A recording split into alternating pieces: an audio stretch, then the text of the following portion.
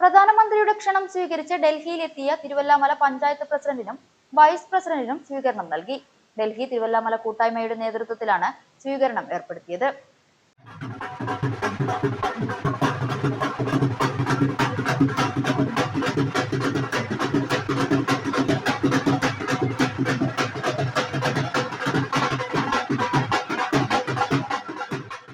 പ്രധാനമന്ത്രി നരേന്ദ്രമോദിയുടെ ക്ഷണം സ്വീകരിച്ച ഡൽഹിയിലെത്തിയ തിരുവില്ലാമല പഞ്ചായത്ത് പ്രസിഡന്റ് കൃഷ്ണപ്രസാദിനും വൈസ് പ്രസിഡന്റ് ഷീല പണിക്കർക്കും ഡൽഹി തിരുവില്ലാമല കൂട്ടായ്മ സ്വീകരണം നൽകി.